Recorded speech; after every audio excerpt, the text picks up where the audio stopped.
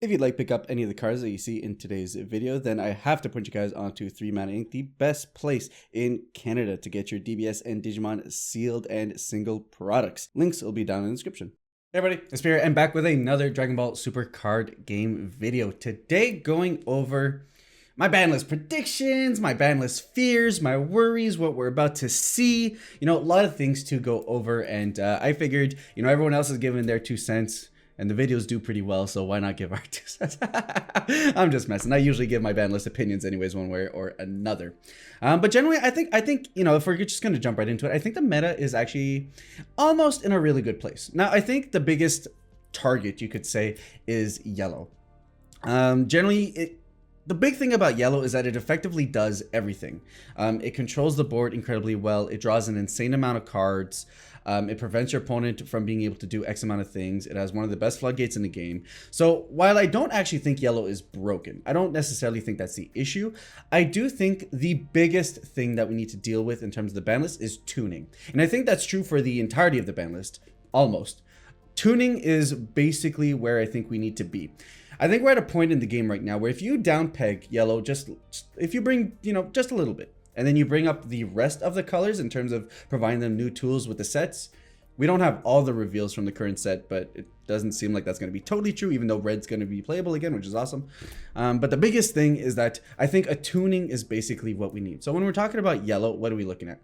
We're looking at, I think Power of the Super Saiyan is kind of like the glue that really brings it all together. I'm not saying without Power of the Super Saiyan, yellow is bad. It's still an incredibly good color that'll be able to do a bunch of things. But Power of the Super Saiyan does so many things for the deck. It's a free rest, which sets up a bunch of yellow effects from Poutine to Bergamo. It basically prevents an additional attack.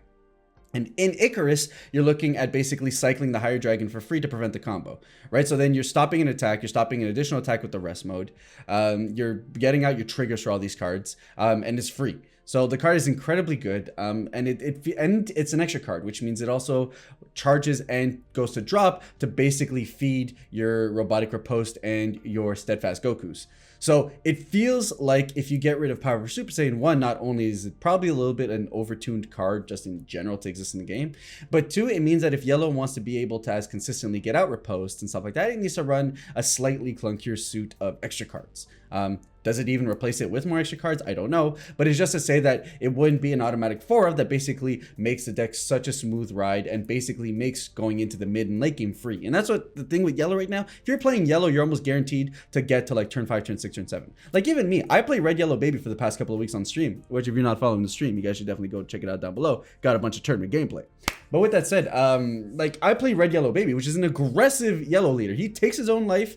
He doesn't have that many defensive cards, and nevertheless, because it's a yellow Saiyan that I'm able to play things like Robotic Riposte, things like Power Super Saiyan, you know, all these amazing cards, I can still easily, very easily get to turns 5, 6, 7 if I really wanted to. And that's with like my janky red yellow build. I think if you build red yellow baby as just yellow baby, it's actually probably super solid. You know, so I think the biggest thing is probably Power of the Super Saiyan if I had to look at what yellow card are we hitting. Additionally, Slug is incredibly powerful. It's super annoying. Some decks just can't deal with it.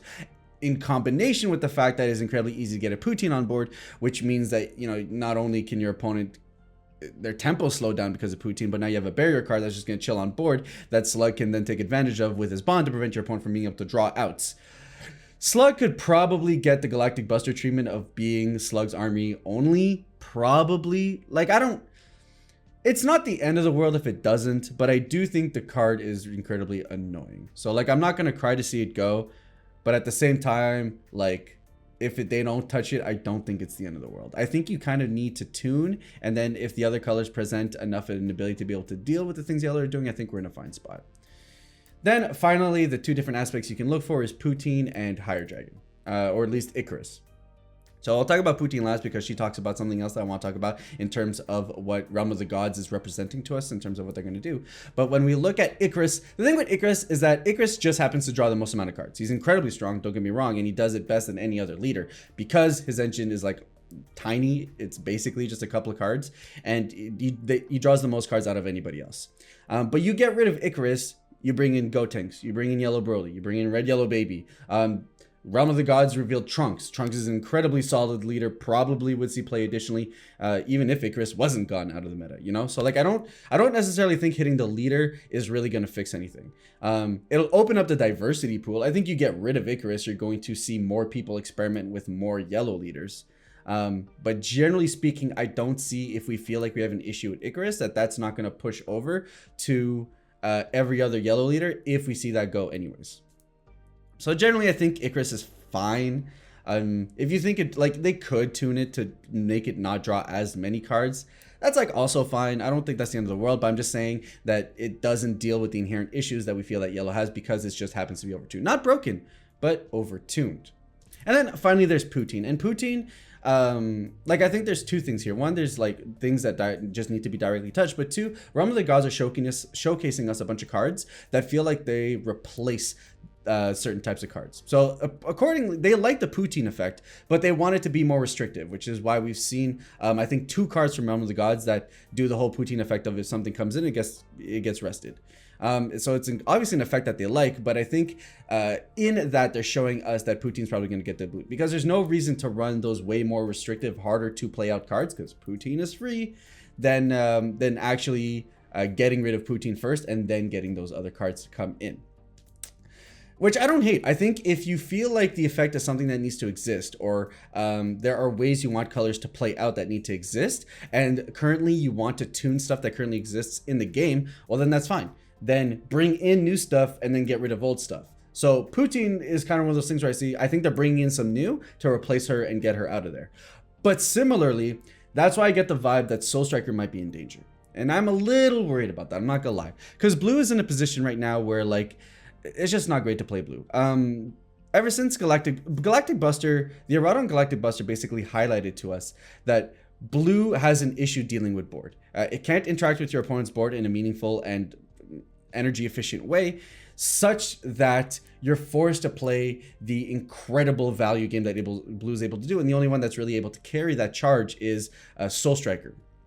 Now, don't get me wrong, I'm not saying there doesn't exist blue decks that can play the deck. I mean, I think the starter deck Vegito can play the deck. I think Life Trunks can play just fine. You have a couple of ramp decks that are pretty good. I think SS4 might be like pretty decently poised at the moment in the meta as well, which is super cool. But nevertheless, these are leaders we've been playing with for 4 or 5 sets, right? Like, at no point does it feel like a leader from the past 3 or 4 sets has broken the mold and opened up for us to play. And that's just because none of them deal with the issue blue has. You know, we have Vanilla Gohan, which is a super cool deck, but again, doesn't inherently deal with issues that the meta pros for blue to be able to deal with. And like, they're in a spot where I feel like maybe Soul Striker is holding back card design. And now we got the new leader that's coming out in Realm of the Gods. And this leader feels like a bootleg Soul Striker. Like, I'm not a fan of this card. I don't like it at all. I think it's actually bad. But it does, like, more so than any other leader we've ever gotten, it feels like the theme of the set is that they're bringing in cards to replace older ones. And I don't mind because Soul Striker does represent an issue design-wise where he does everything so incredibly efficiently that there's never a reason to play any other leader. But nevertheless, I do feel like before we get rid of Soul Striker, we need to fix the issues blue had with. When Galactic Buster was around, sure, Galactic Buster was in every blue deck, but we saw 5 different blue leaders being played across the board. Once Galactic Buster was gone, everything got pointed into only Soul Striker because it was the only one that was able to carry the burden that blue can't deal with XYZ, so we need to outvalue them instead. So, I don't know. I feel like Soul Striker is in danger, and it makes me worried because I don't mind Soul Striker leaving if it really was restricting blue, but only make it go if we're bringing stuff to fix that issue alongside it. Poutine is getting a Poutine replacement, but the Poutine replacements are actually pretty solid. The Soul Striker leader replacement, I don't like it. And additionally, I think it doesn't inherently deal with the issues that blue still has. So I think Soul Striker might be in danger. I'm going to be playing Soul Striker for a little bit just to get as many reps out of it as I can before our ban list. But generally speaking, I think we need to reevaluate blue. I think Soul Striker eventually needs to go. I think one day it definitely does because there'd be no reason to play anything else. But I do feel like we need to we need to be given tools to be able to lead the charge for blue other than just playing the value game, because otherwise blue is just going to become green kind of in a sense where it's not really played, but even less so because green has more playable hard archetypes than blue does. So you can still play like your King Colds and your Gotenks and stuff like that, and they do pretty decent. Again, not to say, like, I'm not saying like you couldn't play like Blue Baby and see some success, or Life Trunks, or you know, Starter Vegito. Like, they're probably still fine decks, but when we're talking about things that you want to go in and compete with, I just don't think currently anything really holds a candle in blue, because you just can't deal with what your opponents are doing, right? Like, your opponent gets out a Slug, and unless you're playing I think it's called Barrier of Hope and stuff like that, where you're basically ending your turn to be able to deal with it. Blue just kind of like sits there, and you know, it doesn't have fantastic tempo cards because everything's overcosted in blue, because they're the energy manipulation color. So it feels like right now the designers have pushed themselves in a corner where they can't design efficiently for blue because the way blue exists as a color, and because they designed themselves in a corner, you know, blue can't dig itself out of the issue and has to consistently rely on Soul Striker. So it's a tough spot, but I think that's the biggest thing, and that's not kind of like what I want, but what kind of I see coming. Finally, I think Fushada needs to go. If you guys saw me and my teammates argue about it, I mean, I'll put the video up in the corner, like right over there. But we had a team talk, and we're going to be doing those every week, so definitely go check out the Stage Zero channel, guys, if you guys want to keep up with our team talks. But I was basically the only one who was on board with saying we need to ban Fu, and I'm still saying we need to ban Fu.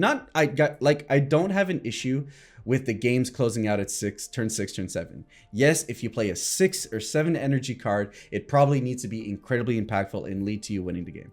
But the problem is that the card doesn't get answered. One color reliably answers it, which is blue. And then black has a card that can deal with it if your opponent plays into it.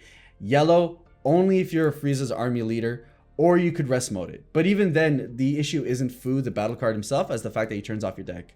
I just don't believe that a finisher should be so incredibly good that it literally turns off your entire deck. Now there's the argument that games go to time and we need more tools to be able to close out games than less, and I don't disagree with that, but your tool shouldn't be getting to turn 6. And then people say, well, you should be able to deal with the board, blah blah blah, your opponent's never going to play Fu on an empty board. But like, that's easier said than done. Like, your opponent isn't just a play dummy. He's not just going to make plays that lend him to not going into Fu. If the Fu isn't right for the board state, he's not going to do it. And like, you could say like, yeah, well then stay at a high life total and don't let them establish a board. And it's like, yeah, but like, my opponent is doing stuff. Like, I can't just casually stay at 5 life while removing his board and then never killing my opponent, because then I'm just gonna lose. Like, it's a multifaceted problem, right? So at the end of the day, I don't know. It's a tough call in terms of like, hey, Fu actually currently solves a problem more than he creates, but it's such a feels bad because no color can deal with them, and I think that's like a huge problem in my opinion. I think it's super, like, losing to Fu just feels dumb. Like, it doesn't even, like, okay, yeah, you turned off my entire deck. Like if I go into your turn 6 and sculpting an amazing hand that can deal with everything you have, I have floodgates, I have combos, I have cards that deal with the stuff you're about to propose to me, and then you play a 6-drop that basically turns off my entire deck. Like, I don't know, how's that fair? You know, like, it's, and this is coming from someone who plays Fu in the decks that he's supposed to. If I play my yellow decks, if I play my blue decks, I'm going to play Fu because it's a good card and I'm trying to win the game anyways. But even as someone who plays it regularly, I think it is a ridiculous card. But generally, I think that's it, guys. In terms of meta, like I said, I don't think we need a huge ban list. I don't think this needs to be a bloodbath. I think generally a couple of cards need to go. I think yellow needs to be tuned. We don't need to destroy yellow. I think it just needs to be slightly tuned. And I'm scared for Soul Striker. Yep. I think that's pretty much where I'm at with that. But if you guys like the video, hey, give it a thumbs up. Hey, if you dislike it, give it a thumbs down. If you guys want to let me know what you guys think is going to get banned, if you guys are like my teammates and you guys think my opinions are bad, please let me know down in the description below. And if you guys want to watch more videos or anything that I push out, definitely check out the subscribe button in the corner. With that said, I'll catch you guys on the next one. Ciao.